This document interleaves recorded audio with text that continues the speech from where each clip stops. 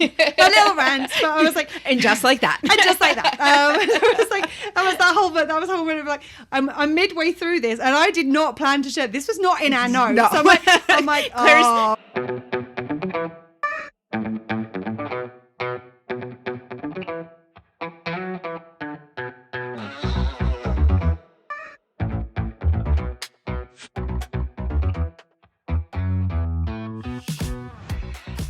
Hello, hello, hello, and welcome to Well Shit. It really is that simple.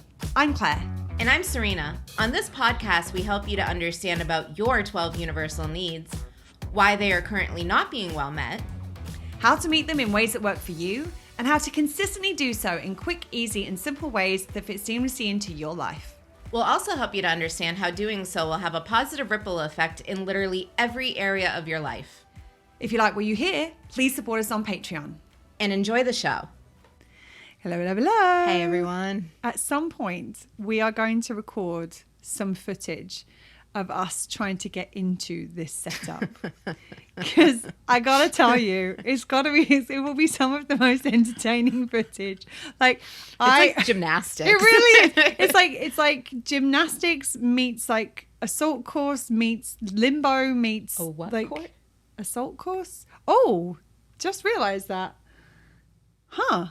It's a term for it's a obstacle course? like an obstacle course, yes. Oh, you said salt. No, assault course. Assault, like A-S-S, assault. Huh.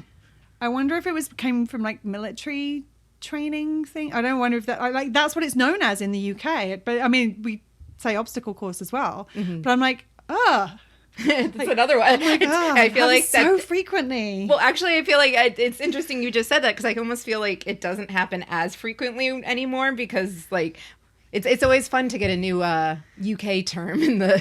But no, what I mean is like it's for me it's like those things that are like they're phrases that are just part of our upbringing and we don't realize that there's anything potentially problematic with them until we say them out loud and someone says, what did you just say? And I'm like, assault course. Oh my God. Yeah. I want because I'm thinking if it's like something to do with. It's almost triggering in itself. Yeah. But that's what I mean. Like, it's what I mean. I mean, and I don't, we have to go to find out why it's called that now. I'm just going to anyway, it's like all of those things in one. It's like an obstacle course and tightrope walking. And I like our new backdrop, but it takes some maneuvering to get in here, shall we say, and it's like especially because like Serena has the exit where I have a wall, like this is wall and I can't really get through this way either, so I have to kind of like ease myself up and like try and like balance, like it's entertaining. I think it could be fun. I think we have to try and find a way of setting up some kind of camera to capture it, just because I don't think we're the only ones who should benefit from the hilarity that is this experience in this place. It's exactly what they want to see us try. I mean, because of course, if the cameras are on, then we're going to have to make it interesting as well. But the thing is, it's already interesting. We don't have to make it interesting. I'm like, I see TikToks in our future of this, like, what the hell are they doing? Like, screw putting the podcast on TikTok. We're just going to do the blooper reels, the getting into it. Getting out of it. Oh, all dear. the stuff you don't see. The good news is we've hit record today. So we're definitely one step ahead of where we have been in the past. And we are on episode number 2 of our trauma series. So today what we're going to be doing is we're going to be talking about how to identify trauma, how to recognize that we had trauma. And this actually came as a request from part of our community. Someone said like the thing that they wanted to know about trauma is how do you recognize it while you're in it, as well as after the fact. And those are two very different things with two very different answers. And so I'm going to kind of address the first part first. Is the truth is that a lot of the time, you can't recognize it when you're in it. Unless you are aware that this is a traumatic, like if you're in the middle of a national disaster, there's probably going to be a part of your brain somewhere that might be aware of that. National disaster? Natural disaster was what I meant. At this point, either. Yeah, either. There's probably a part of your brain that's going to be aware of it. But the reality is that normally what happens when we are actually experiencing a trauma is our brain operates in such a way, or can operate in such a way, that means that our ability to logically and rationally think actually gets diminished, inhibited, or in some cases shut down completely. So let me just give you one example. So if we're experiencing something that has a huge emotional component to it, there's lots of different parts of the brain, and I'm not going to get into all of the complexities of it. What I'm about to say is very superficial version of it. It's a simplified version of it. Go and do your research to find out more about how this actually works. But at a very sort of simple and superficial level, when you're dealing with something that's highly emotional, a lot of the time there's a part of your brain called the amygdala that will light up and that will start to get active. Now, the amygdala is responsible for many things, but one of the things it is responsible for is communicating to the body the fight or flight response, and we're getting into that a little bit later as well. What it does is it floods the body with stress hormones, so things like adrenaline and hydrocortisol, in order to get yourself ready, physically ready, to either fight or flight, run away, basically.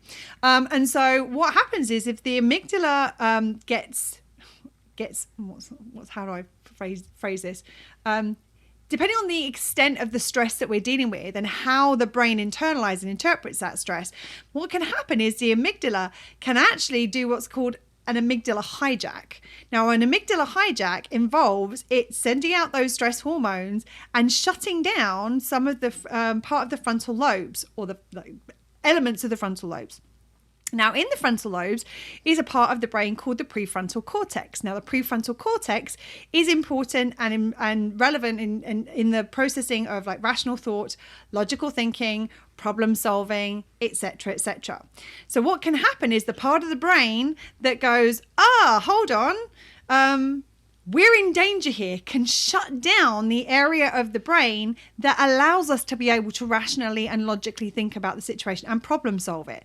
So the thing about it is that a lot of the time when we're actually in the trauma, experiencing it in that moment, depending on the type of trauma, but in most of these traumas, especially the more significant and severe they get, is that we don't have the capacity to actually identify it as trauma. We don't have the ability to rationally think in the same way as we would. Now, sometimes it might just be that that's inhibited. Sometimes it might be like shut down completely because the body is viewing whatever this trauma is as a threat. And it is a threat that it's like there's a part of the brain that's like, hold on, folks, we need everything.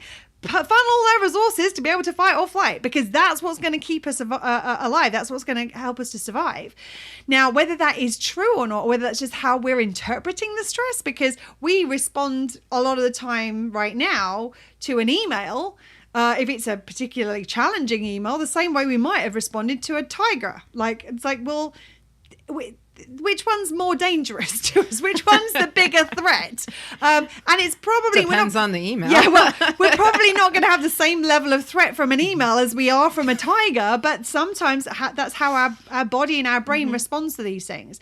So the thing about it is like to be gentle with yourself around this stuff. That like don't expect yourself to be able to rationally think when you are in the moment where you're experiencing trauma. And I think that's part of the time is that a lot of the times we recognize it later, like, why didn't I see it then? Because I could have done something about it. Well, so it may be that your brain was functioning in such a way at that time where you were not able to.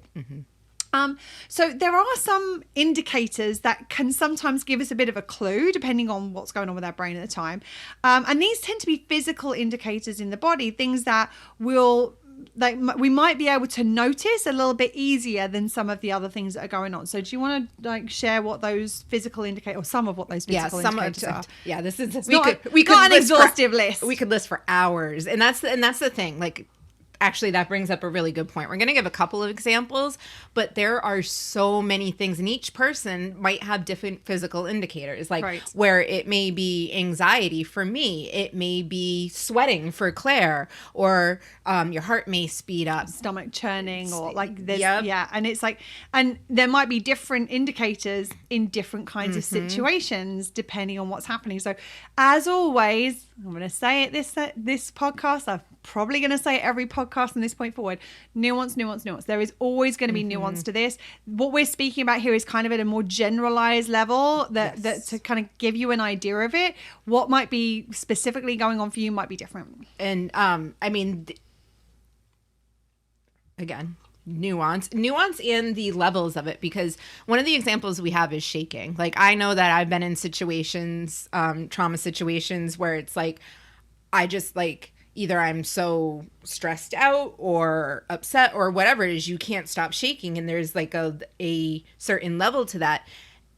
And that seems like a significant thing, like thinking of these examples. And then there are times where it's like, it could just be a little bit like, I can't seem to steady myself. Like, everything feels shaky. And that in itself it's a different level. And there's probably a type of shaking up, but there's a difference between I feel a bit shaky right now and, oh my God, I can't stop my hand shaking. Like, but there's that's part and parcel of the same thing. And it's interesting because there's an example I'm going to give after you've given these physical that might kind of help people to kind of understand, because this is the example I'm going to give is an obviously traumatic experience, and I think that, but sometimes even just a couple of these, even just one of these could be an indicator. So it's like, I'm going to let you kind of share what they are, but I think, don't think I have to be experiencing all of these and I have to be experiencing them at a really high level in order for this to be a trauma. Go back to the last episode. If you're experiencing a slight trauma, you may just get a slight increase in heart rate. That might be it. And it's like, oh, there's that moment. Oh, okay, it's fine. We're good now. Heal it, move on.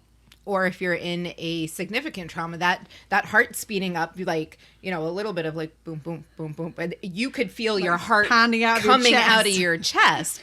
So I've got the mask in my head where he's like, his heart starts like thumping out of his chest. Yes, yeah. That wasn't a trauma. That was a different experience that he was having. And it's a good visual for the trauma response. Absolutely, yeah.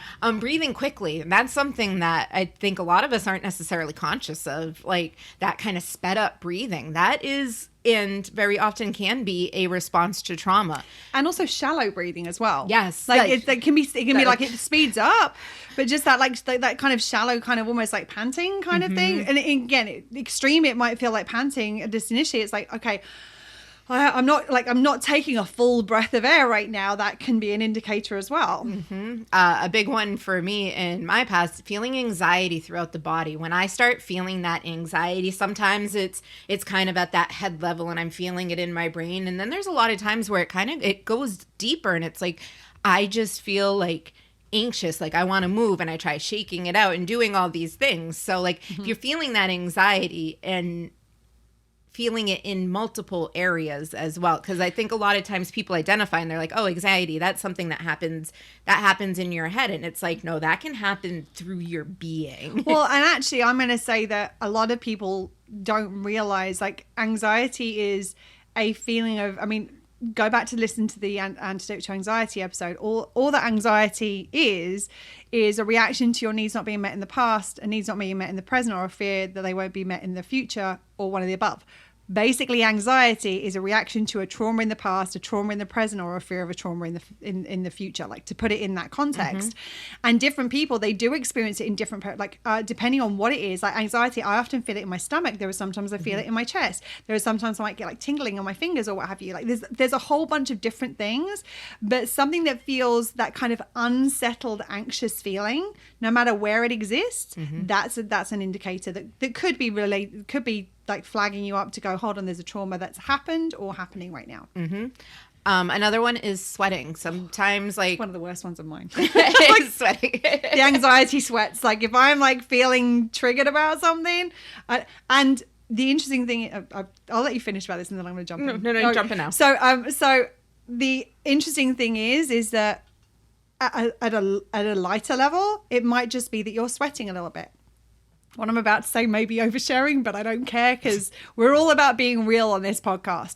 When I have anxiety sweats about something that is significant in nature, they smell really bad, because it is a releasing of, like, there's a toxicity that is happening in the body, and that toxicity is kind of leaching out. That's one of the ways that it's getting out of the body. That's my understanding of it anyway, is that that's what's happening. And I can tell you, like, I mean, we live in the tropics. I sweat a lot. Everybody who lives here sweats a lot. We're sweaty ladies. Yes, this is like part of our lived experience. This is not a thing. But I can tell you, when I'm sweating because of a trauma-related response, I literally have to go and change my clothing because I cannot stand the smell of myself, because it's that. So it's like, it can be sweating, can be like, and again, like if you're sweating and it's 3 degrees below, chances are that there may be something other than the heat that's having that effect. If you're sweating in a situation where you wouldn't normally be sweating, that's like, hold on a second, there might be something here. If you're sweating and you're like, oh my God, I stink right now, that again, that might be an indicator of that, but maybe a little bit more significant or maybe a bit more severe. So it's like there are different, again, layers and nuance to all of this. It's not as simple as, well, I'm sweating or I'm not sweating. What are the circumstances surrounding it, and how is this an indicator that, hold on a second, something out of the ordinary is going on and it doesn't feel good in my system, and that it doesn't feel good in my system normally means that your needs are being impacted or have been, and if your needs are being impacted or have been, then you've experienced or are experiencing some form of trauma. Sorry. My little rant, but I was like, and just like that, and just like that, it was like that was whole bit of like, I'm midway through this, and I did not plan to share. This was not in our notes. No. So I'm like, Claire's shit. stinky sweat is not. That's a not subject. on the notes, but it is a very important. It's a valid aspect. Very valid aspect, and we're nothing but real. Like, yes. no, we're nothing if we're not real. Yeah, so you get all of us whether you like it or not. So. And as much as I'm a sweater in general, always have been, likely always will be, that's not usually one of my trauma responses. Yeah. It has been in the past. Usually with a physical trauma, that's where I find that, like it's that comes about with me. And I kind of briefly touched upon it at the beginning of the episode. For me, shaking is one of them. When I'm in a trauma response, like I'll start like to different levels of just like physically feeling shaky, like visibly you can see that my hands are shaking. Usually that's where it starts. It's like my hands start shaking. Sometimes my body is completely still, but my being is shaking like within me, and it's like I just feel like, and it's a little bit of that anxiety. Or maybe the shaking is happening at such a level that you can't consciously see it happening, but it is happening at an internal level, maybe. I don't know. I mean, I'm just, could be. Who knows? Possibly. And that's another one. And it's these little things that we've kind of learned how to deal with and cope with. And it's just like, oh, that's just this. And it's like, or I got to shake it off. Or I got to just take some deep breaths. I'll be fine. Right. Or like it's somebody who's medically diagnosed with an anxiety issue. Oh, that's just my anxiety. How many times have I just been in my life like, oh, that's just my anxiety acting. It's just in my anxiety act up. Why is my anxiety acting up? Sometimes it's just there because it's there for whatever reason, and there's nothing identifiable about it from a deeper level. Sometimes it just takes a minute to be like, oh, and this is one of the things that you've noticed. I've seen you kind of going through this process of like getting from that place of, oh, that's just my anxiety acting up, to hold on a second, what's going on? Actually, this is this trauma and this is affecting my needs. But if I did this, okay, all of a sudden I feel better. And now it's not acting up anymore. And actually, maybe it wasn't acting up. It was just a response to a trauma that I hadn't identified yet or wasn't naming. Or the repeated traumas of life. I mean, and that's really it. And I mean, as we taught, different levels, but valid traumas. And that's, I feel like we're in a time of a lot of trauma. And we're so like, we are resilient beings, and we have been. I'm going to challenge you on that. I don't think we're resilient beings. I think we're beings who've learned through necessity to cope and mask. And that's not the same as resilience, which we'll get into in the next episode. Well said. Like we are beings that have been taught to deal with a lot of bullshit. We've learned to deal with it. Like, we may not have been taught it even. Like, maybe it's like, this is how we cope with this. This is how we learned to cope with it as a kid. So we're still doing the same coping strategy. Maybe masking was how we did it, so we didn't have to face it. And so just to speak to the resiliency, we have got I think it's episode 51 is how to build resilience or how to cultivate resilience, so we go into it deeper in that. But resilience basically is the speed and effectiveness when you experience a trauma, which is your needs being negatively impacted. It is the speed and effectiveness at which you can return to the same state you were in before that trauma happened. And so that's the reason that I said I don't think that we are resilient, because I don't think that we ever identify the needs or return our needs to being met again. I just think that we're so good at coping because we've had to be, like, we've had like how else are we going to survive? Like, how are we going to function in day-to-day life? We have to get on with shit, because otherwise we don't go to work, we don't keep a roof over our head, we don't eat, we don't have food on the table. There's so many aspects to this that are critical to our survival. And I think that that's the thing, is that so often masking and coping strategies, and that's the reason that the levels of addiction are higher than they've ever been. And there's a reason that so many people are struggling with addictive tendencies towards social media or shopping or whatever else it is, or exercise or working, because it's a way of trying to cope with not knowing how to actually deal with the trauma that we have in our lives and how to heal it. Sorry. I keep jumping in on your, like, that. I'm just so you know, I'm never apologizing for what I'm adding. I'm only ever apologizing for jumping in the middle of what Serena is saying. I don't want ever to feel that I don't value or appreciate what she's contributing, because I do massively. I don't ever want her to be like, oh, think that I'm saying, no, this is more important. But it's like, if I don't say it in this moment, I'm going to forget it. No, as somebody who falls off the track quite frequently, I appreciate you jumping in. And that's something really important, because we get into using terminology like this, and you just saw it, guilty myself, where there is nuance. And I am too. Yes. I am too. It's not just Serena. And there's nuance to the terminology, and there's those different things. Because, like, it's, we cope, we mask, as, like, that's what we're doing. And it's not the same as resilience. And we're going to get there. So yes, absolutely. If this is something that's piquing your interest, definitely listen into our next episode where we're going to dive a little bit deeper into that one. So just to give the example I was about to say about an example where the physical indicators came up. I remember many years ago, I have a very severe nut allergy that a lot of the time will lead to me being hospitalized. And I had this very, very extreme reaction. I went into this ER, and I needed to have some kind of what do they call it? Intravenous support, shall we say? I can't remember exactly what it was that they were trying to give me. They wanted to give me something. So they wanted to put a cannula in order that they could get stuff into my system nice and quickly. You're looking at me. What's a cannula? IV. Sorry? IV. Well, the cannula is the thing that stays in. IV is the intravenous is... Oh, the little plasticky. The little thing, the little doodad. I think it's called a cannula. I could be completely wrong. So if I'm wrong, then I've just been using the wrong word my whole life. It's the thing they stick in you so that they can get shit in you quickly. That's basically what I'm talking about. I call it the plastic doodad. The plastic doodad. We're getting very technical today. And so the doctor asked me which hand or arm I would prefer it to go in. And I said my left, because I've had some bad experiences with this, and I'm right-handed. So I'm like, and also if I'm doing things like doing it with that in is a little bit more restrictive. So I'm like, I want my right hand to be available. She didn't say, well, your right hand looks really easy to do and your left hand looks really difficult, which would have been helpful information to know. So I have, as I shared in the last episode, I'm not very good with blood. I have had a lifelong needle phobia, although I'm much, much better now than I ever have been before.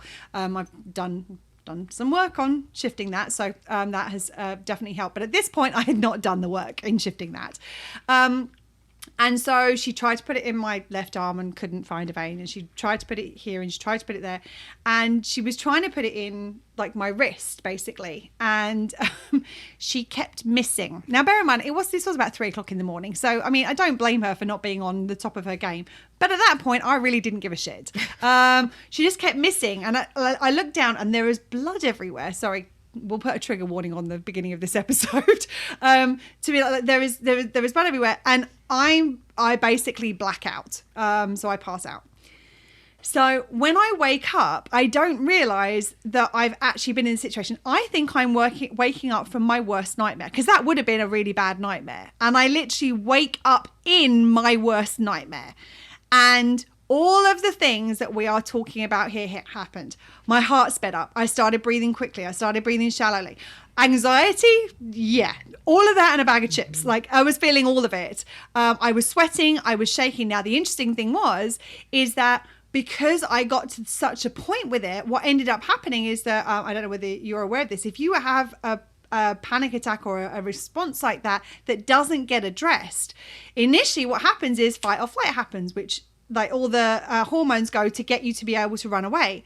But if you are then in a position where this happens for a prolonged period of time, what happens is the blood actually comes back from your extremities to try to protect your organs and make sure that they get all of the things that they still require to be able to function, which means that like your hands start to curl up, you go like that, you get numb and tinglingness. And they actually had to sedate me because I was in such a bad state. But I'm not sharing this because I'm wanting to share that traumatic experience. It's just a really good example of that situation. Bang, bang, bang, bang, bang. Every single one of those, I was experiencing a trauma in that moment. And I went through every single one of them. And I went into, and also to share that there are lots of other things that also are physical situations that do not necessarily get covered in list is not exhaustive. But just to give you an indication of like, these are some of the things that might be like, oh, hold on a second. These are your physical indicators that either indicate you are in a traumatic experience, but if you are experiencing these things to any significant level, chances are your rational brain may not be able to think about it. It's just got to cope with what is happening in that moment. And that's the thing, the trauma responses that we have, people often like, well, how do I know that I'm in trauma and stop the trauma response? A trauma response is a subconscious response. Like that is not something where your brain is going, oh, we're experiencing a trauma right now. We should do these things in order to be able to deal with it. None of that is happening. It's happening on an unconscious level. So we're reacting to the situation. The second we can get to our conscious brain in it, then there is a combination of things happening. The trauma response may still be going on, but the conscious brain is doing something else. So now we want to get those two working to try and like kind of soothe and alleviate that.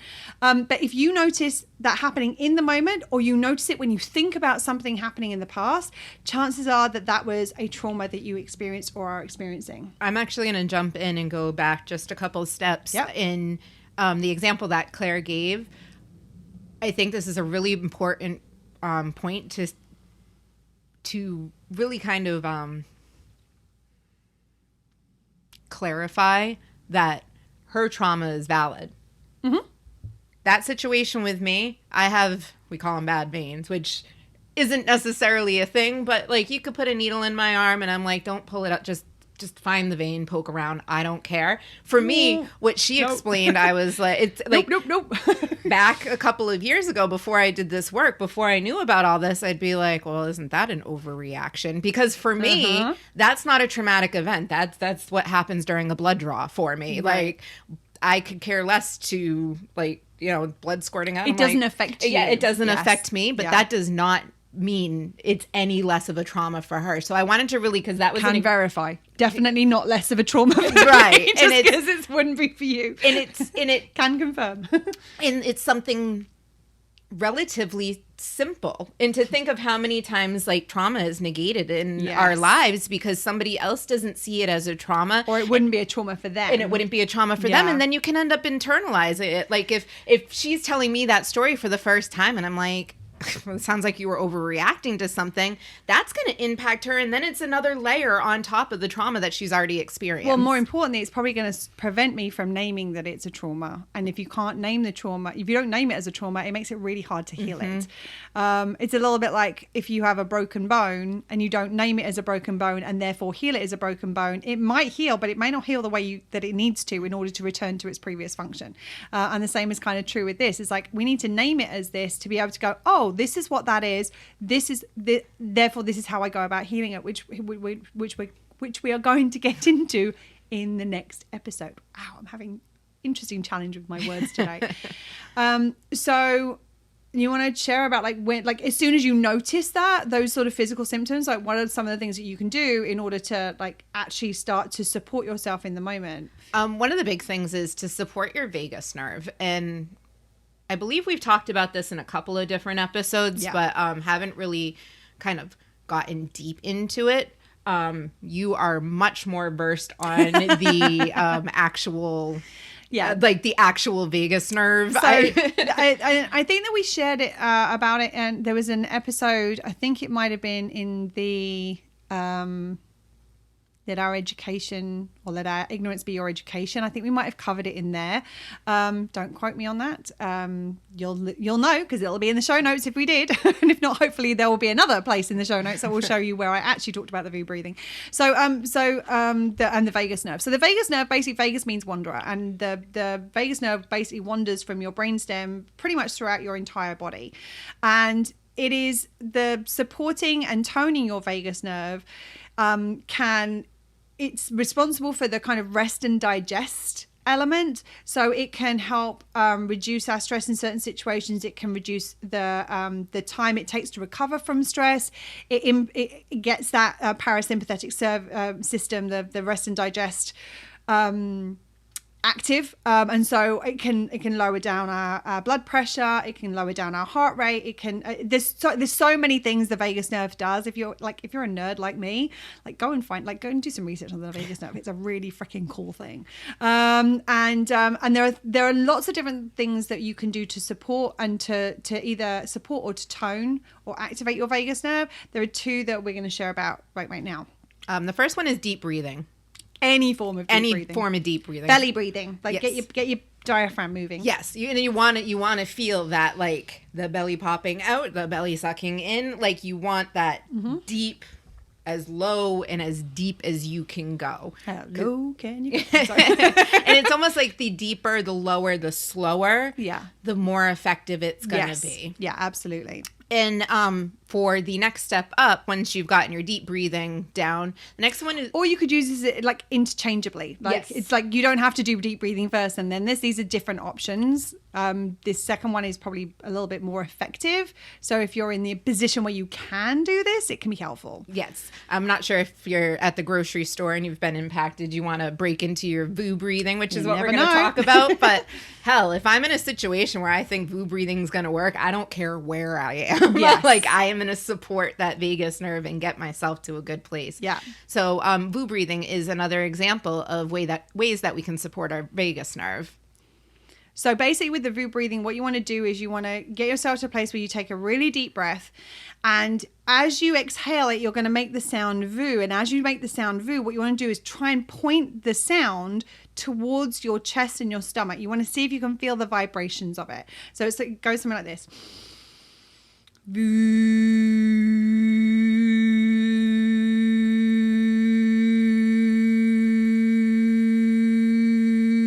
So you can just do that for as long as you feel comfortable. Normally they say, I think it's like around 3 minutes that they suggest you doing it for. The thing is, any type of breathing, you need to make sure, one, that you feel you're physically, it's going to be supportive for you to do a breathing kind of exercise. If you're not sure, obviously check with your physician. But also any type of breathing, make sure that you kind of get back into your normal breathing before you kind of get up and start doing things, because it can change your oxygen levels and you can get a little bit like, woohoo, a little lightheaded or what have you. So we want to make sure that we stay safe with this. But VU breathing is a really, really good way of being able to support and cultivate our vagus nerve. And another thing that is really helpful as soon as you notice this kind of, you've identified the trauma, is grounding yourself. Yes. Just take a minute, lie on the ground, lie on your bed, just feel the support of what you're sitting on. If you're on the couch, be like, okay, I can feel the support of the couch underneath me. I feel it holding me. I'm not going any lower than this couch right now. Like, just getting yourself to a place of, okay. And you don't need to like be able to lay down or sit down. Yeah. Like, even like just notice like feel the feeling of your feet on the ground, like feeling the support of your ground of the ground underneath your feet. Like, whatever the situation, I would say to, like, if we're talking about grounding with clients, I would say just notice what you've got underneath you and notice the feeling of support underneath you, and just how it feels to feel that support underneath you in this moment.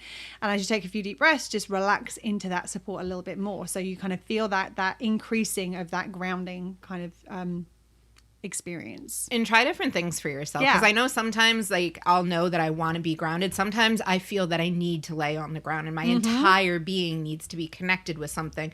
Sometimes I can do it standing, but it's like I really want my feet in the earth. Like, I want to connect deep down to the earth. So, like, and it's also situational. Like, if you're in the middle of a work meeting, you're probably not going to be like, hold on, guys, I just need to lay down on the ground, or let me go move my feet in the earth. Like, do what you can. Like, notice what you can do within the context of where you are. I'm going to stand in this potted plant for a little bit. Don't mind me. And then as soon as you're able to, at that point now, then you can go and do whichever is going to be most effective. But the key is to do what you can in the moment and then listen to what you think is going to be most helpful.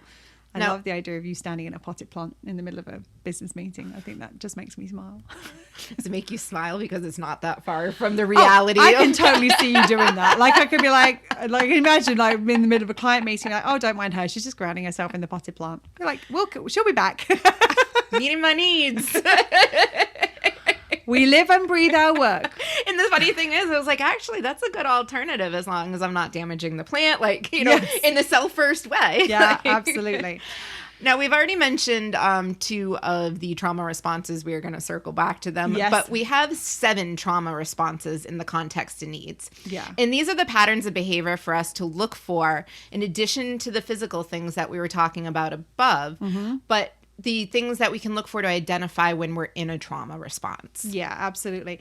And it's important, like Serena said, in the context of needs. And I think that the context of needs within this is actually quite an unusual one, in the sense that it's probably not going to matter too much which needs are being impacted. You're probably going to have a go-to trauma response. Mm-hmm. And normally it's the one that was formed kind of earlier on in life. And unless you've done some work to kind of shift that, then it may be that you're probably going to repeat those same sort of patterns.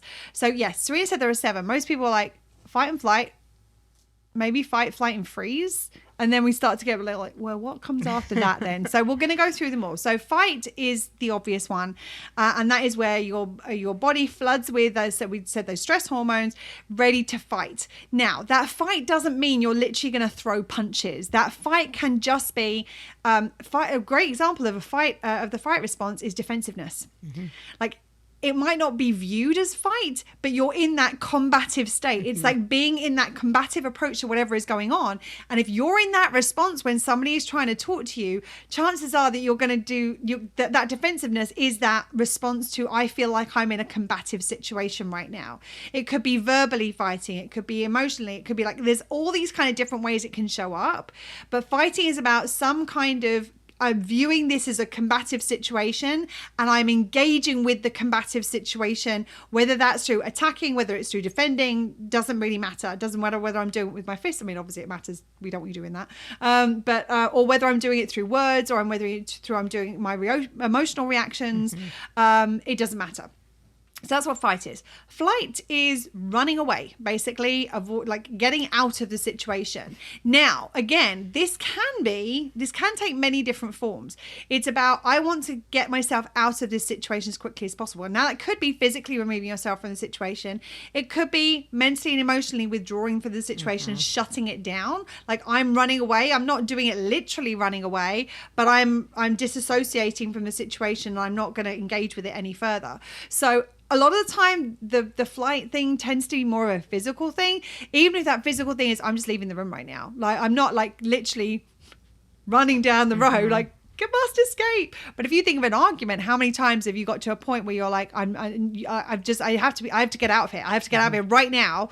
And that I have to get out of there right now might be as simple as going to the bathroom. Mm-hmm. That can still be a flight response. And it could also be just fleeing from the conversation in your mind. I mean, just the shutout, right? Like I think that I think that is that can be freeze. So it depends on the situation. So again, like the nuance. Always nuance when it comes to these things. The flight, as I said, tends to be more of a physical movement, but it might be, for example, I'm gonna change the subject. Mm-hmm.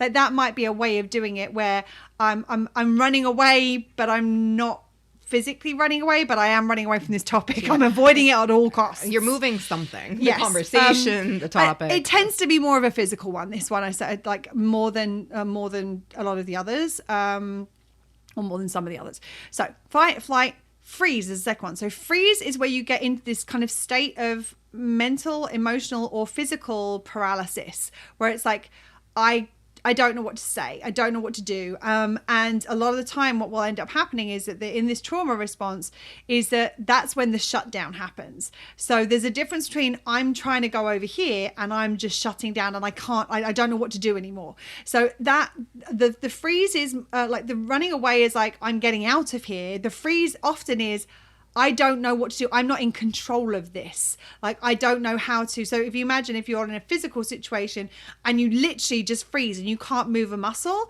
that is what's going on. But also this happens so often with people psychologically, where they're in the middle of they're being bombarded by somebody else and their brain freezes. Like, they literally cannot think, they cannot function.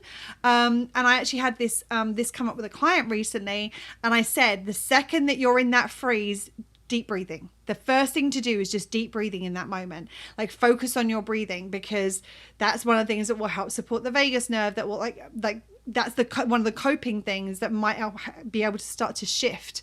But I think it's that I don't know what to do. It's like the rabbit caught in headlights, and whether that is verbally, physically, or emotionally, doesn't matter. And that could be conscious or unconscious, right? A lot of these are unconscious. I don't think a lot of these are conscious. Well, I mean, just the nuance between the flight and the freeze, in the sense, like, some people choose to shut things down because they can't cope. No, I'm going to say I think that's a different thing. I think if you're choosing to do something, then very rarely is it. You might be choosing to do something to cope with a trauma response.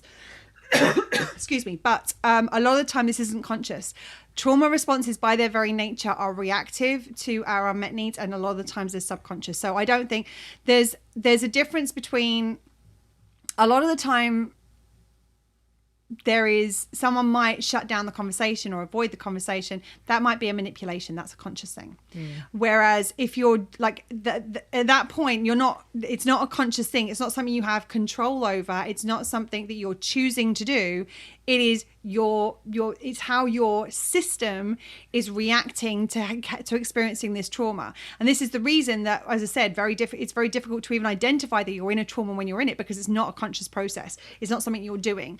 It may be that you might do something to deal with the fact that you've had a trauma and you don't know how to deal with that. And we'll get onto that in a second.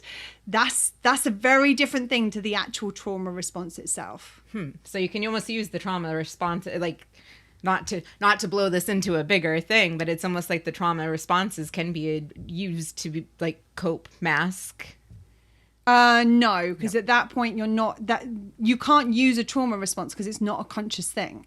You can a lot of people might weaponize the perception of a trauma response. That's what I was looking for. Thank you. Like they might be going, oh, I don't know what to do right now. But if that's something somebody is intentionally, consciously doing, that's not a trauma response. That is somebody who is manipulating the situation by weaponizing the perception of the trauma response. They're not going to be in a trauma response if they're doing that, from my understanding. And as always, there is like I will say, I often say when these things kind of come up, I am not the all-seeing, all-knowing expert about all of these things. So there is a real possibility that in a few podcast times I could go, you know, that thing I said back then, it was bullshit. This is what I've learned now. So this is my understanding based on what I am aware of in this current moment.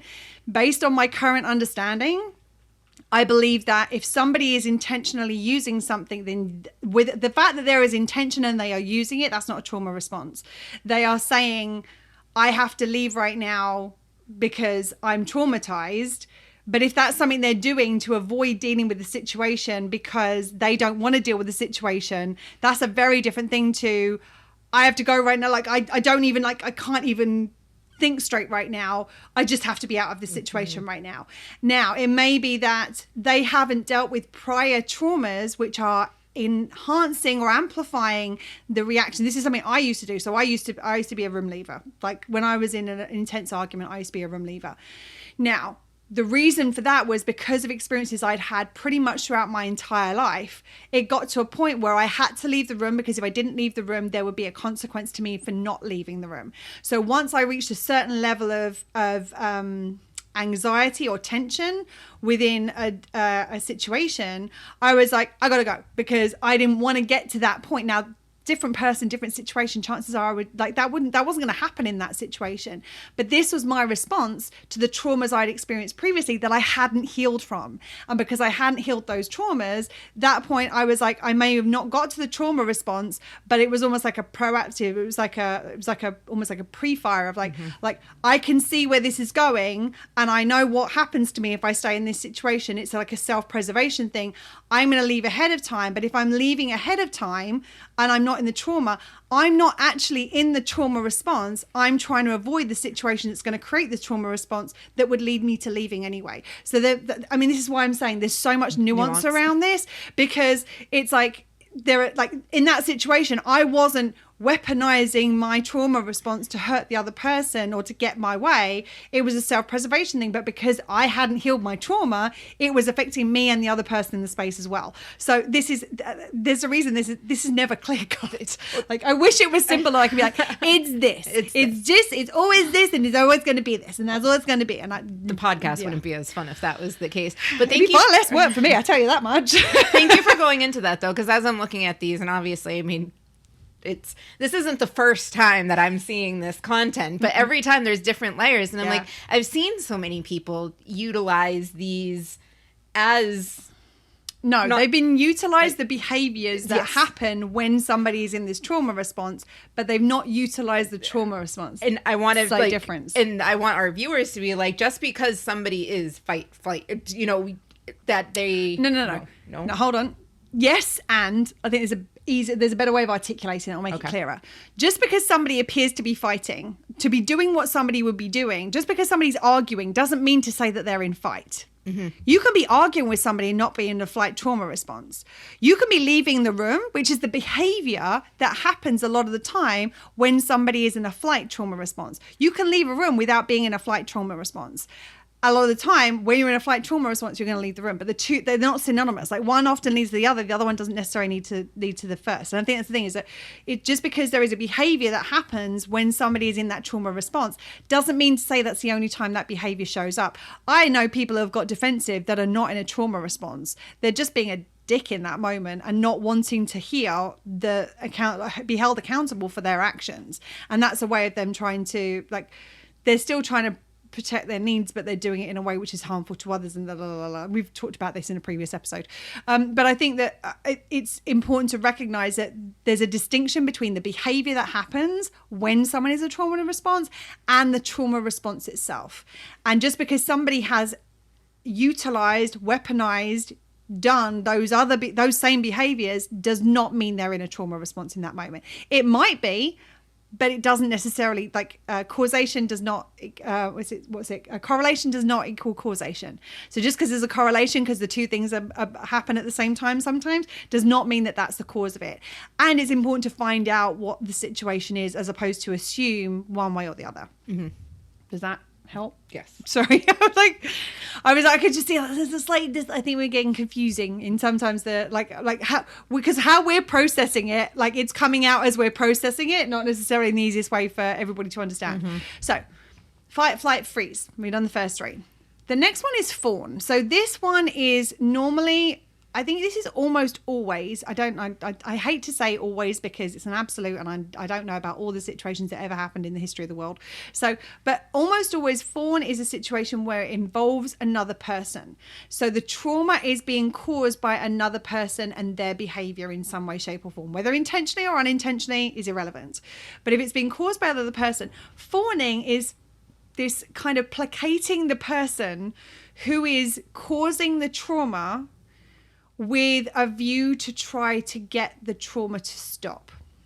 So it's like, if somebody is, a great example of fawning was one of my previous relationships, whereby I would, if the person, this is a good example of an actual situation that happened, where I was in the mid, I was sharing a story, I was sharing about something that was happening.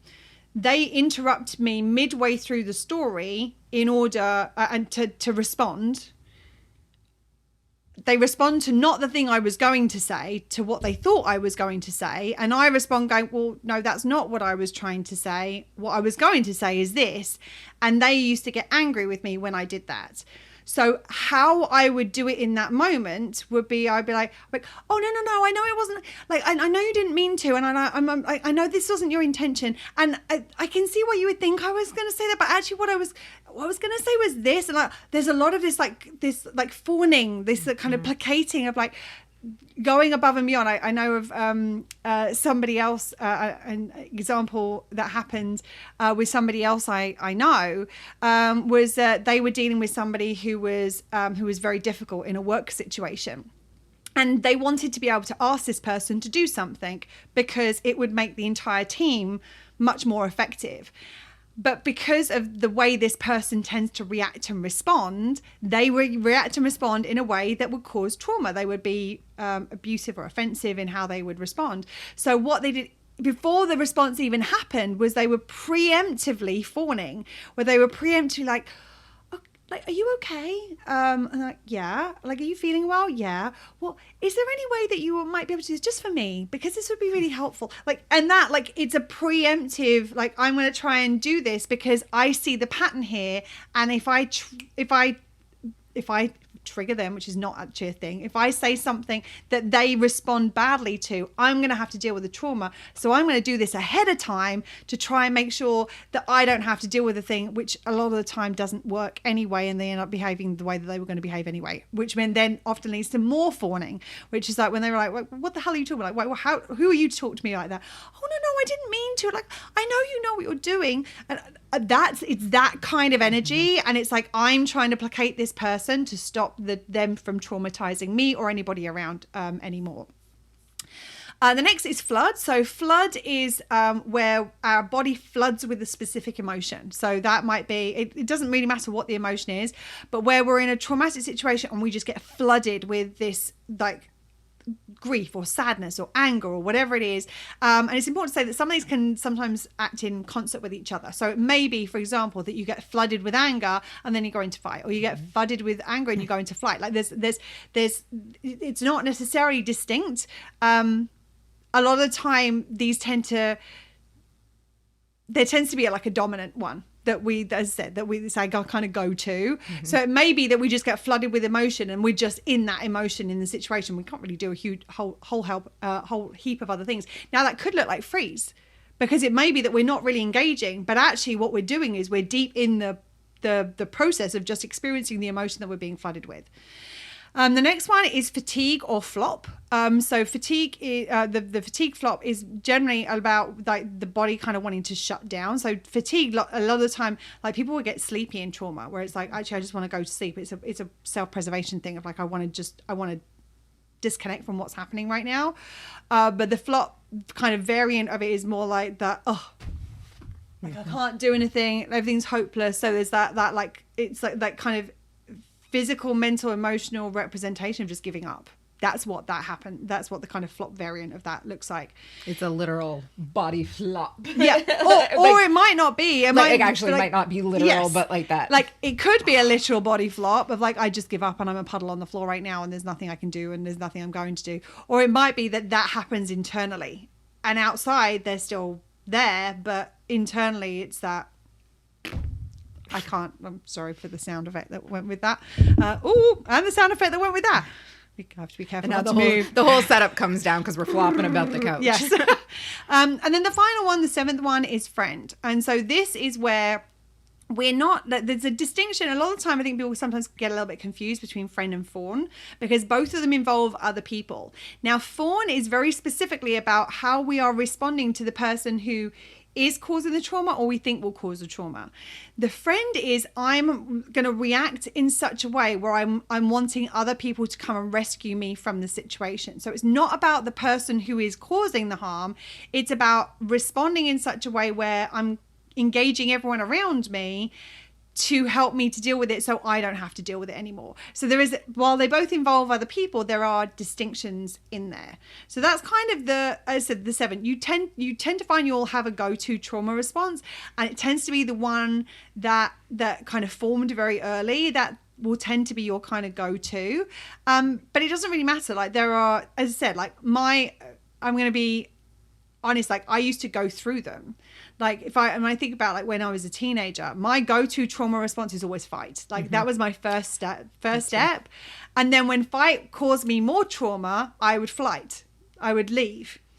And then when I got into certain relationships, that dynamic wasn't working for me anymore. So actually I would go to fawn. So while there tends to be a go-to, and you make a made chain reaction through some of these, like through more than one, it is possible that there are different ones that show up in different situations, especially depending on the individuals you're dealing with, because that can be a big contributing factor in which shows. So I think this kind of ties a little bit into what we would like our little tangent in the middle. I'm good at those little middle tangents. You're great at them. And I love them because they add so many layers and so much more depth to what it is that we're talking about. But you asked a question earlier regarding like, is this thing is there another trauma response? You want to share a little about like what the question was you asked, and I'll happily kind of jump in and share what my response to that was. Yeah, as we were putting together the notes for the series, I was like, feel like there's another one. Like, what about that? Like, when you just numb everything, like whether it's you go into an addictive habit or just that total just like, nope, I'm not feeling this. And that's and as I'm saying it, I'm like, that's a conscious thing. Like I am going to do this so it's not a response to trauma. And sometimes it's a subconscious thing. Sometimes people aren't like, that's not a conscious, like the addictive patterns have become so ingrained that they don't even realize they're doing it. They've lit up a cigarette or something before they've even realized what they're doing. Right. They're drinking the glass of wine and then all of a sudden they're like, oh, how did I get here kind of thing. Right. Where did this come from? Yes. What happened? So when Serena asked me this, and basically what she was talking about is numbing. She was talking about a way of numbing the situation. And the thing about it is that if this is a conscious, even if it's a subconscious response, this tends to be a reaction to a trauma. This is a behavior that is a response to a trauma rather than the actual trauma response itself. So it may be that we realize that there's been a trauma, but we don't know how to deal with that because we're not taught this stuff. We're not taught how to process our emotions and how to heal on whatever. And so sometimes numbing can be a coping mechanism to mask or to cope with a trauma response or a trauma that we've experienced. But it isn't necessarily the response itself. It's the thing that we do to deal with the fact that we've had a trauma. It's not the reaction that we experience when we are in the trauma itself. And there's this, I mean, and a lot of the time the lines blur between this because it's not like we don't go, I'm in a trauma right now. Oh, I'm not in a trauma right. What am I doing right now that I'm not in the trauma anymore? But I'm dealing with the fact that that's there. I can still see it. And I'm here. What am I doing? But this is subconscious. Like we don't have that awareness. So sometimes it can be a little bit like, I really appreciate that you asked that question because it's something like comes up a lot around trauma is this like numbing behavior. But that numbing behavior tends to be, again, a pattern that we have learned. Because what happens is that when we have the trauma negatively impacts our needs. We feel the negatively impacted needs. And the numbing is a way of trying to stop feeling the negatively impacted needs. Rather than going, there's negatively impacted needs. Because actually we don't even know there's negatively impacted needs. They just go, this feels shit right now. I want to not feel shit. So I'm going to do something that makes me feel less shit. In some respects and sometimes more shit in others. But it's like, I don't want to feel this in this moment. And that's the reason that the root of every addictive behavior is either it's a combination of unmet needs. The root of any addictive behavior is either we're not feeling something we do want to feel or we're feeling something that we don't want to feel. And that's what's happening in that situation. That trauma has impacted those needs. Those impacted needs give us this feeling that we don't want to feel. And if we don't know how to address that and heal that, a lot of the time we will just numb it because that prevents us from experiencing the full extent of our unmet needs. But then what ends up happening is that we never heal it. And so that the numbing only works to a certain point, and then we might experience more trauma, or we may just this kind of rears its ugly head again. And then that's the reason that the numbing and coping mechanisms tend to get more intense over time, because it hits a certain point where it's not working the same way as it did before. So I need more of it, or I may need a different variant of it in order to be able to create the same effect of I can't feel what's underneath the surface. And the truth is it will sit there underneath the surface until you find a way of addressing it. Absolutely. And I think the big issue with trauma, as we're talking about it, and go back to the last episode, is that we believe trauma is this huge thing. It has to be a catastrophic. We don't believe that. As a society, it's a catastrophic thing. Yeah. Like, I mean, there are traumas on all different levels. And as we mentioned in the last episode, there are different levels of trauma. Mm-hmm. So it can be something relatively small, and especially if it's landing on an already compromised need, it's going to have a more severe impact to us. Yeah. So as we were saying in episode, was it? No, that was the resilience. 51's resilience. I think this is in the early 70s. I think it might be 70. Same shit, different day 71, episode. Maybe I think 71. So many episodes. It'll be in the show notes. It'll be in the show notes. Yeah. But it's going to have a more severe impact if it's already landing on something that's raw, something that's traumatic. And I think that we're not gentle with ourselves in this to identify trauma, that we have been part of a traumatic situation or present within one. And also that it can be little. And maybe it isn't as big as what person over here is dealing with. That does not invalidate the fact that it's traumatic for you. No, absolutely not. And the other thing is that it can sometimes take some time to identify that an event or a situation was traumatic, like especially when we're at the less severe end of the spectrum, when it's more slight or even just significant, especially because there is so much trauma happening right now, and so many people with severe trauma and significant trauma, like relatively we don't notice it, we don't pay attention to it. And like, I know that this is something that has been a thing for you recently. Like, I mean, we're talking recent. Yesterday. Like literally yesterday. And like, can you just share, I mean, I know we don't need to go into the specifics of the situation, but can you share just a little something about what the process was like for you to kind of go, like, to find yourself? Because I think from what you shared with me, it was almost like you said it before you realized what you were saying. And then when you, and what was the experience for you of like finally being able of hold on, I've said this. Wait, hold on. Is that true? Oh, hold on. That's true. Like, can you share a little bit about that? Yeah. So I had a situation a couple of years ago where I was in a fucked up situation. I mean, that's the easiest way to put it without going into the details. Mm-hmm. It was just fucked up. It was messy. It wasn't a severe thing. I'd say in the grand, where would you put that?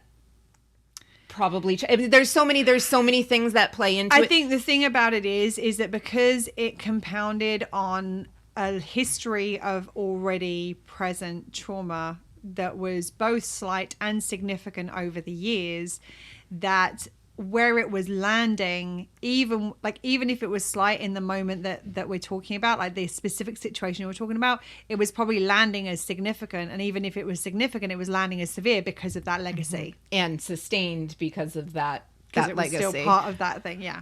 So, I mean, we're talking three-ish years ago. Mm-hmm. I've come into the universal needs since then, done a lot of work. And this has been something that's present. It's come up a couple of times sideways, and I've always just kind of been like, whatever. Basically, the situation sucked. And that's what came up was like, yeah, that was a shitty situation, move on. Yeah, and I identified in that moment before I even knew, that is a shitty situation. What happened? Yes. Pause. Hold. Halt. There. What did you just say? I identified in the moment that it was a shitty situation. Exactly. What is a shitty situation? Ooh. Well, shit. Why is something a shitty situation? There's only one reason something is a shitty situation, if it is negatively impacting your needs. It's a trauma. And if it's negatively impacting your needs, it's a trauma. Well, fuck. Sorry, this was not me jumping on you and going, you should have known this earlier. But I'm like, just for somebody listening, if you're like, well, that's a shitty situation. Yeah. Like, it was really easy for you to dismiss it. Like, it was a shitty situation, but whatever, I'm moving on kind of thing. Well, shit, I have some unwrapping to do again. Sorry. No, don't be sorry for that. Like, let's unwrap this shit. Yes. Not on this podcast. Yes. However, so yeah, it was fuck. Like, so through all these years, I mean, I've had conversations with Claire about it. Like, you know, my closest people were aware of this situation. It's just something I navigated. I'm like, I can't be fucking bothered. However, big however, I was bothered. Yeah. And it didn't matter what I was doing. Like, I could brush it off. I could say whatever I wanted to make myself feel better in the moment. I coped with it. I did all the things. I was having a conversation with somebody who was very close to this situation, but didn't actually have the details of what happened to realize how messed up of a situation it was. And as I'm speaking, I'm in tears. Like, there's all sorts of emotions going on. And I was like, that was a traumatic situation for me. And I stopped. I'm like, whoa, I have never said that to anybody, including myself. Yeah. I'm like, wow. And that really was a traumatic situation. And because it wasn't dealt with, and I don't know if there was even a... There's something I want to add to the end of this. Continue your story. I think that where you're about to go. Do you want me to go there? Because as I'm saying it, like, I'm like, I'm going to wheel this back. But I think, let me say what I'm going to say and then decide if you want to share a little bit more about it, is that I think that the issue is that the trauma was related to another person's behavior and you didn't believe that there was a resolution where you would get healing with that other person and you didn't realize it was possible to do it for yourself. Yeah, that, what she just said. Yeah, it's kind of interesting. Like, I wonder if, 3 years ago was now. Like, I'm like, oh my God, the ways that I'd handle this. Right, like, so different. I mean, like, I'm like, oh, I could have done this. I could have done this. This I was could have done before this. Serena went through the deep dive of the needs work. So she didn't have these tools at that point. I had heard a lot about needs because of the proximity of Claire and I. However, I didn't know how to actually apply them. And I had been in this swirl of this kind of toxicity in this relationship that this was just par for the course for me. I'm like, why did I expect any less? Like, right. And all, I mean, we could deep dive into this, right. Just the different layers. Yeah, there's so much nuance in this. The different layers of it. But just, I mean, for me, doing this work intensely, living it, breathing it, and then all of a sudden, like, we had this trauma series in the queue to go today, and I'm like, fuck, like, that was traumatic. And then once I said that, there was a certain, like, oh, now that I've identified it as trauma. And in that moment, what you did was because you said it and you named it, you acknowledged it. So you met your acknowledgement need in that moment, the need that had been neglected since this happened. That's the reason you had that. There was a part of you that just needed that to be named in order to have that need be met. Yeah. And there was something about being witnessed in that by the specific person who was witnessing in it. They were like, I had no idea you've never said that before. And I'm like, I've never said that to anybody, including myself before. Like, but that is 100% what it was, all of the things. And I think it took them a little bit that at first they're kind of like, well, trauma, really, kind of what we're doing the episode to our trauma series, you'll understand why. And as I chose to divulge some of the details to this person, they were like, oh wow. So like there was a judgment on, is this trauma? Were they really traumatized? Are they being dramatic or whatever it is? Because of how trauma is contextually viewed in our society. And because of the history that I have with that person, the other person.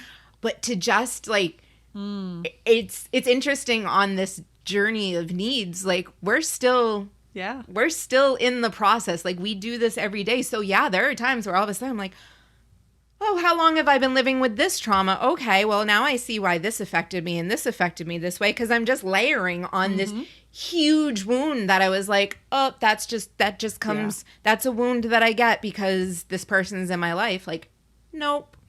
Well, and as uncomfortable it is in that, the interesting thing is, the thing I really love about this story is that most people would think when you identify a trauma, that would feel bad.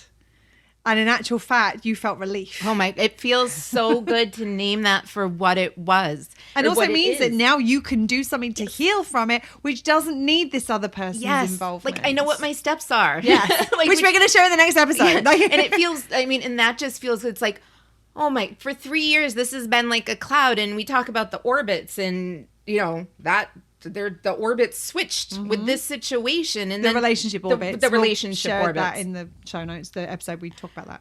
And it just, I mean, identifying the trauma made so many other things click. And we're talking not even 24 hours. And I'm already like, this thing I've been carrying with me, this, like all of this, I'm like, wow, like I feel like I can move. Never, not even move on. I know I can move. And I you can breathe. Yeah, that was the thing that I noticed was like, oh my and God. I did that. Yeah. And I did that in that conversation. I was like, oh shit. Like, fuck. Like that was not cool. No. Not cool at all. Not cool tends to equal trauma, just saying. Ooh, we should like all the little free. Well, the thing about it is that in this situation, this is somebody whose behavior objectively negatively impacted Serena's needs. This was not somebody who'd been doing these nice things for Serena all this time that were never her responsibility and just stopped. And Serena's going, well, that's shitty. Because sometimes this sort of like shitty behavior can be perceived that way because of how we've been societally conditioned or how somebody else has been responding to us all our lives. And all of a sudden they're setting boundaries and we're like, wait, well, hold on a second. This feels crappy. Well, it feels crappy because we have an expectation that's unreasonable, not because the other person's done something crappy. So just because something feels crappy doesn't mean to say somebody else has done something to negatively impact your need. That's the reason there's nuance. Like we have to get underneath it and be like, okay, has somebody actually negatively impacted your needs, or did they just stop meeting needs that were never yours in the first place? Did they actually start taking care of their needs and you felt entitled to them taking care of your needs first of all? There's so many different variants of this, but I think that in this situation, now that Serena looks at it in the situation, she knows this is not something that she was looking to this other person to meet her needs. This was just somebody who did something that was shitty and it negatively impacted her needs. So like the not cool, that's shitty. Yeah. Depending on the circumstances, because there's a lot of people out there who are going to think some things are shitty that are absolutely not. That's just them feeling entitled to something that's not reasonable.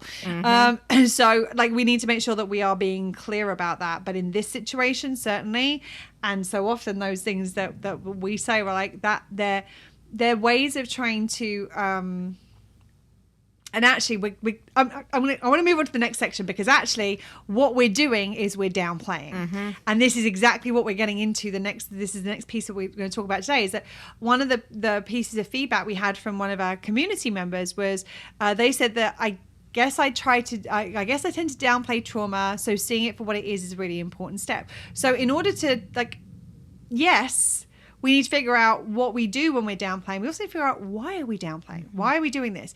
And this could happen for a number of different reasons. There's two big ones that we're going to talk about today. And the second one is what that it's shitty, it's not cool thing is that we're doing. So let's get into the first one first. The first reason that we tend to downplay is because we identify somebody else's behavior is in response to trauma themselves. So what can end up happening? Well, there's a third one. We've already mentioned the first one. I'm just going to mention it again now. Sometimes we downplay trauma because somebody else's trauma we see as more than ours. And so we downplay ours in response to that. So that's one of the options we've already talked about. The second is where we recognize and identify that someone else's behavior that has negatively impacted us is in response to trauma as well. Like they have experienced trauma, and that is part of the reason that they are behaving the way they are. Now, the problem is that often there's a trauma chain reaction, which is like one person experiences trauma that chain reacts to the next person that they then traumatize, and they then traumatize. You think about intergenerational trauma. How often is it like you go back 6 generations and they've traumatized their children and their children and their children and their children, and all that's happened is it's just passed on through the generations. This is true, and this happens laterally as well as like vertically. Like yes, that can happen intergenerationally, but also it can just happen in a group of friends. It can happen in a workplace. This can happen where it's like one person has had a trauma outside of the workplace. They bring that in. They traumatize somebody else who traumatizes someone else who traumatizes somebody else. and like so and so, so on and so forth. Now, the key thing here is the good thing with the needs lens is that once we put the needs lens on things, we can normally see them for what they are. We can go, this person's had this need impacted and they are doing this to try to meet this need. Now, shitty strategy, harmful strategy, but we can see it. The thing about it is understanding it does not make it okay. Just because we rationally and logically understand what's happening doesn't negate the impact to us. We still have to process the impacts of their behavior. I'm going to say that again, because that's something that over the last couple of, like the last day, because that was an aspect to this situation. I'm like, I know why. Understanding does not make it okay. And it doesn't negate in any way, shape or form the impact to you of their behavior. Doesn't invalidate it, doesn't mitigate it, doesn't change it in any way, shape or form. So we still have to deal with the impact of that behavior, and we still have to process the impact of that behavior. And we're still within our rights to hold them accountable for their choices and actions. They are responsible for healing their trauma. Their trauma is their responsibility to heal, same as it is from our responsibility. Like, we are adults who are capable of meeting our own needs. Let's say that. Like, dependence always kind of shifts it into a slightly different realm, nuance. But we are responsible as adults. We are responsible for our choices and actions and behaviors. And if our choices and actions and behaviors are coming from our trauma, we have a responsibility to do something about our trauma so that it doesn't continue to impact us or the people around us or the people we interact with. So it's really important to recognize that we still have to process our trauma, even though someone necessarily didn't mean it. We weren't even aware they did it, and we're doing it because they'd experienced shitty behavior, and so they learned shitty behavior, so they perpetuated shitty behavior. Chances are they probably know deep down inside that their behavior was not okay because of how it felt when it happened to them. Now, the thing is, you can be supportive of somebody in that situation without moving into rescuer. Now, we've been promising for ages we're going to do the triangles episode. It is coming, I promise. But just at a very basic level, rescuer is somebody who comes in to try to rescue somebody from themselves or from another situation. Now, any time we enter that rescuer space, we actually disempower ourselves and everybody else in the triangle. We'll get into why in a future episode. But right now, it's okay. You can be supportive to somebody who has experienced trauma without moving into rescuer mode. So you can offer resources for them to heal their trauma. You can offer ways for them to get out of a situation that might be causing them trauma. There are things that you can offer without sacrificing yourself in the process or without moving into that rescuer space, which is the rescuer basically is, you can't do this for yourself, I need to do it for you. And the second you get into that space, it's messy for everybody involved. So it's important to recognize they have the ability to do something about it. They have the ability to heal their trauma. They might not know how yet. They might not have the right resources yet. You can help with those resources without getting into that place of, I need to make you fix this, because if I don't make you do it, then you're not going to do it. Or I need to do it for you because you can't. Which is not possible. You cannot heal somebody else's trauma for them. But a lot of people try or think that they can or whatever. Yes. And the other thing is that you can be supportive while holding somebody else accountable. Like, sometimes accountability is a form of support. So there have been situations between the two of us where I've held Serena accountable for something, or she's held me accountable for something. And that accountability has been the prompt that there is something that needs to be addressed. And that's the prompt to then start the process of healing on their own trauma. Like, I remember we had one at Christmas where I shared something that landed kind of slightly off with me, and I'm like, something doesn't feel right about this, and what have you, and then you went away and were like, oh yeah, childhood trauma, apologies, made him we had the apology, but actually it prompted you to go and do healing that otherwise you wouldn't have done, because you wouldn't have known there was something to heal, because it was a subconscious habitual behavior. Well, and those, I mean, we've had a couple instances where things from my childhood, it's like my inner teenager, and Claire would say something to me and she's like, it seemed kind of out of character, like I was really surprised at that. And I was like, at one specific instance, I probably within like a 5-minute period, I sat there, was like, oh, I know who that was. That was an angry teenager. Like, and then it was like, okay, I need to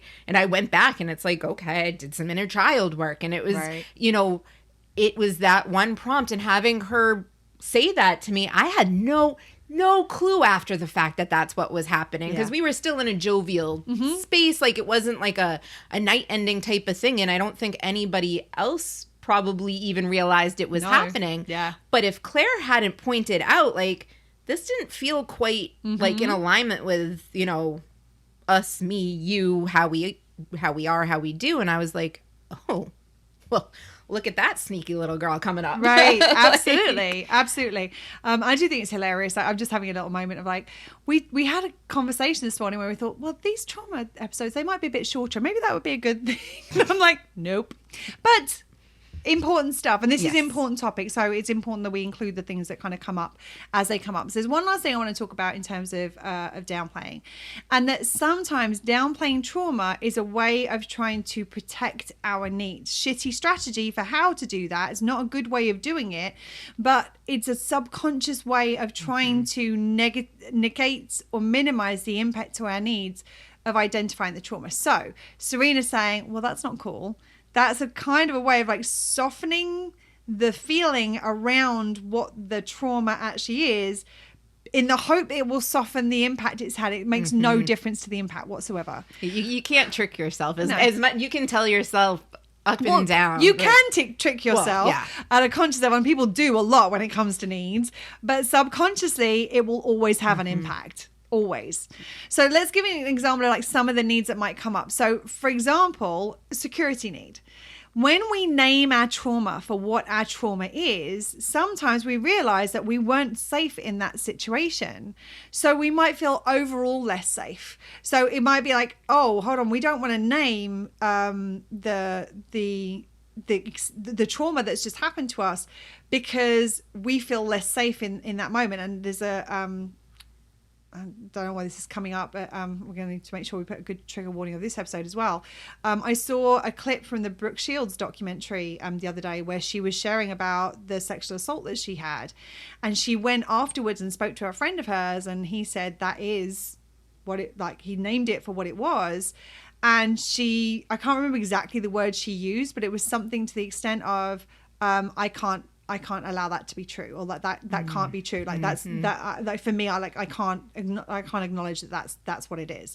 And it was a way of self-preservation, because the impact that would have had to her needs without knowing how to heal it. And that's the key thing here, is that if like it can be uncomfortable to name trauma for what it is in order to heal it. But if we're going to heal it and we know how to heal it, then that's an important part of the process that allows us to fully heal it. If we don't know how to heal it, naming it just can sometimes exacerbate and amplify the impact to us. And it's like, that's where the numbing behavior comes in, where it's like, well, I don't want to feel this intensity because I don't know what to do with this. I don't know how to change it. And I don't know how to make it right and heal it, which means I just got to cover it up. And like downplaying can be a form of the numbing that we mentioned earlier. That's one of the things that kind of comes up. Another thing, and this is often where the numbing comes in, is the emotional experience expression need. Like if we don't know how to process how we feel, we don't have the capacity to process how we feel in that moment, we want to avoid naming it and to try to negate the need to process it, to try to avoid recognizing what we are feeling, the full extent of what we are feeling. This doesn't stop it being there. It just means that it will affect us in different ways. It will affect us subconsciously, not consciously. And that conscious processing is really important to be able to heal it. But you need to know what the steps are to healing, which we're going to get onto in our next episode. Value needs. Like if another person is involved, it can, like a lot of us, we've talked about this previously, that a lot of us are walking around with this feeling that we're like not good enough, or that we don't deserve to be treated well. If another person treats us badly as part of this trauma, it can compound that feeling that we already have because of our social ways and because of our society and our social conditioning, that I don't deserve to be treated well. So it can negatively impact our value need. And the other thing is it can affect our personal power need. And this is not an exhaustive list of how it impacts needs, but it may be that you realize that you didn't have the choice in that moment, or you didn't choose what needed to keep you safe, which could impact your personal power needs. So without knowing how to heal it, sometimes the downplaying of it is like, here's what I need to do just to cope with the fact that this exists, without knowing how to heal it. And coping doesn't heal. Like they'd say that like one of the biggest lies we are ever told is time heals everything, because time doesn't heal jack shit. All that time does is it creates a little bit of distance between us and the original incident, and therefore the feeling of it some kind of dissipates a little bit over time. But the intensity. The intensity, exactly. That's exactly what it is. It's the intensity like feels less over time, but that's because we're a little bit further away from. Like if you imagine an explosion going off. If you're right next to an explosion, you feel the heat. You have things impact you. If you imagine you're like 20 miles away when the explosion goes off, you might see it, but you're not going to feel it the same way as you would if you were right next to it. And the same is often true with trauma. Like we don't like. When we're right up next to it, we feel it intensely. And sometimes the longer the time goes, all that happens is we're just not feeling the extent to the impact to our needs the way that we would have done if we were when we were right next to it. And other things happen and life happens and we get distracted and we might numb, and there are things that are going to mean that we don't recognize and feel the full extent of the impact to our needs. But time does not heal. Time does not heal. Healing heals, and it is a conscious, intentional act, and there are steps to healing no matter what it is, and trauma is one of those things, and we're going to go through those steps in the next episode. We're going to break them down for you literally one at a time. We're like here, these are the things to go through, whether we're dealing with a trauma that's like just happened, like happening in our kind of present reality, or whether it's something that's happened a long time ago. Anything else that you want to add before we finish up for this one? Nope, on to the next rabbit hole. Okay, next rabbit hole. Tell you something, these rabbit holes have some twists and turns, but there are some really interesting and important stuff that comes up as we navigate them. So we appreciate your patience with us as things maneuver around the way that they do. And it's so nice double speed is a thing. Yes, absolutely. Wow, like I can't think what I was watching a lecture on something last week, and the person I'm seeing came in and was like, oh, could I watch that with you? I'm like, yeah, you might not understand it. I'm listening to it on almost triple speed. And he was like, what? But that can help us to absorb the information a little quicker if we can still fully understand it. So yeah, anyway, so we are going to get into our next episode very, very shortly. We'll speak to you with it next week, where we're going to be going into how you can actually start to heal trauma. That's it for today though. Thank you for being here. Thank you for listening. Thank you for watching. We appreciate you. We're sending you lots of love. Stay safe, and remember, between now and next time, to continue to meet your own needs. Lots of love. Bye. Bye, friends. So this is a new one for us. If you are watching on the video, you might notice something's a bit different, because not only, I mean, in the past we've hit stop record and then we've gone, oh, we need to add that little bit on it. It's a couple of days later we've realized that we want to add a little something to what we recorded for this session. So we decided we weren't going to like try and recreate the thing. We were just going to own the fact that's what's happened. And so I think that something that came up in this episode was this idea that sometimes people can proactively react. Proactively, is it a reaction if it's proactive? I don't know. They can proactively do things to try to avoid traumas from happening. And there are two different ways that this shows up. The first thing is, if somebody is like mindful and conscious of the fact, oh, hold on a second, this seems to be going down a path that I've seen happen before. You know what? I'm just going to get myself out of the situation. Either I'm going to change the subject, I'm going to remove myself from the situation, or what have you. These are things that could look like trauma responses, but if it's something we're kind of mindfully doing of like, oh dear, I don't want to go down this path, I want to head in a different direction, that is not a trauma response. That is you proactively trying to like self-preservation. You're trying to avoid getting into the trauma response, but it's a conscious thing. It's something you're going, I can see the warning signs of where this is going, and I don't want to end up in the place where I think this is going to go. So I'm going to do something ahead of time to proactively try to make sure that my needs don't get compromised in this situation. The second option is something that I don't think we identified in this episode, which is that the second time is that sometimes when you are in a behavior pattern or a trauma pattern that happens over and over and over and over again, sometimes we can get a trauma response from the warning signs of that pattern unfolding. So let's use an example. Say somebody had an abusive father who was verbally abusive when they drank alcohol or when they got drunk. If you go through that cycle enough times, then someone could get a trauma response from the sound of a whiskey bottle opening, like the sound of the drink being poured into a glass, or of the can being opened. Exactly. Like the thing that is not like, if you think about it, most people would say, well, the verbal assault is the place where the trauma is happening. But if that cycle has happened so many times that it's like Pavlovian, we associate this thing with that trauma, and what can end up happening is the trauma can get triggered by the kind of warning signs, like the starting blocks of it, if you like.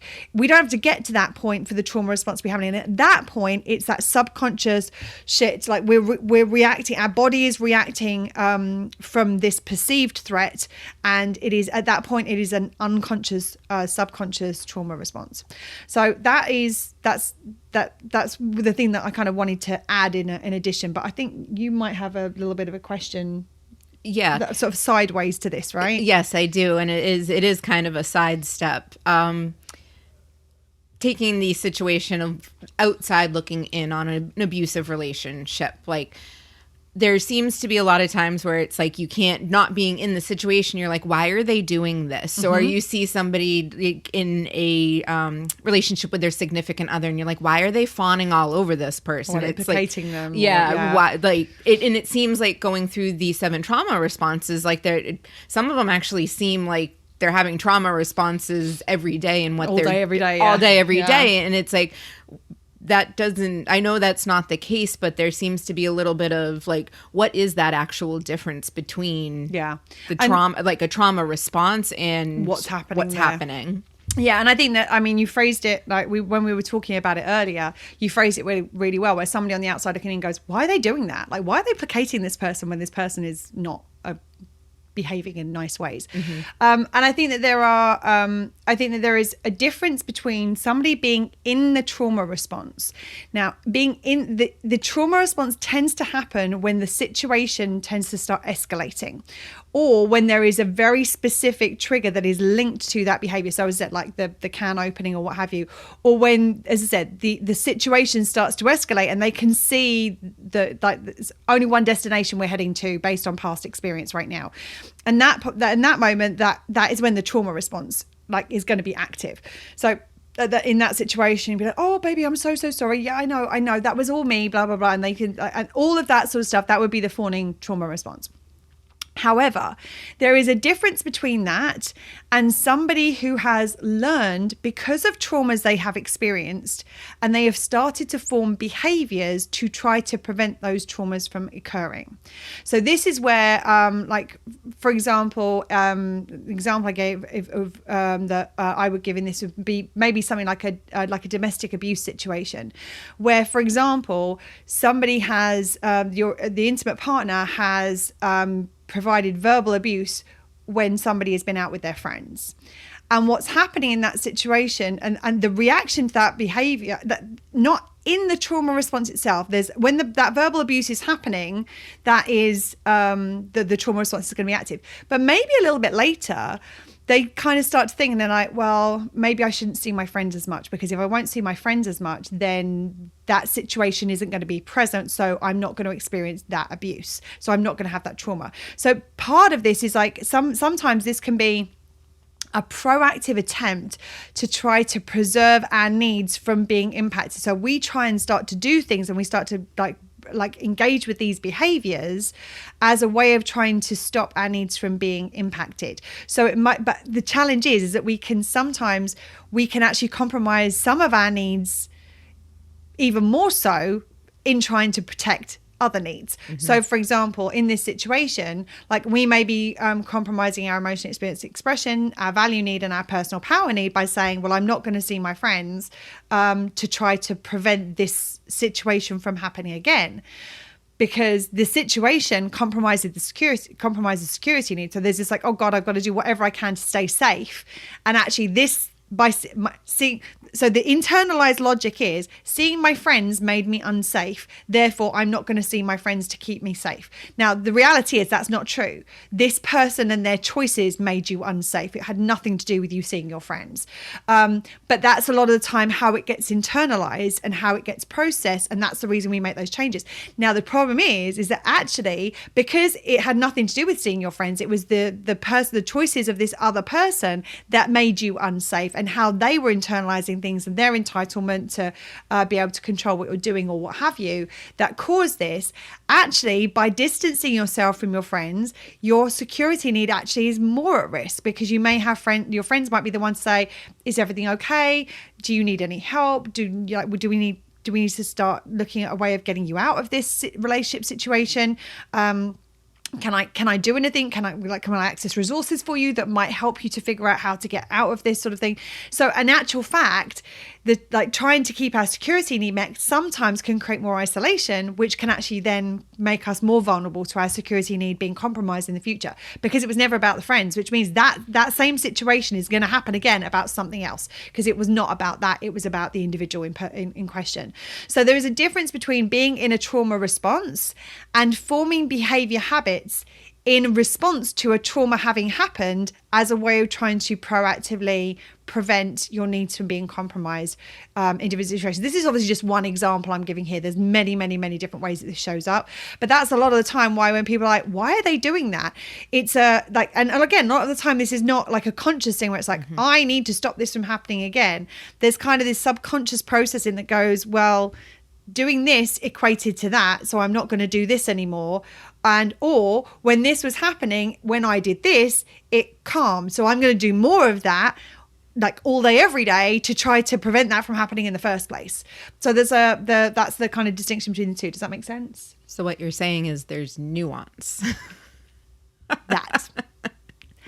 For a change, yeah. just on this one-off odd occasion. So, thank you for explaining that, because I know, as I was thinking of it, I'm like, wait a minute, it's are they one and the same? But no, I can tell they're not one and the same. So that's as we talked about earlier in the episode, there's a difference between the trauma response and a behavior that happens when a trauma response is happening. So people leave the room all the time without being in a trauma response. People argue all the time without being in a trauma response.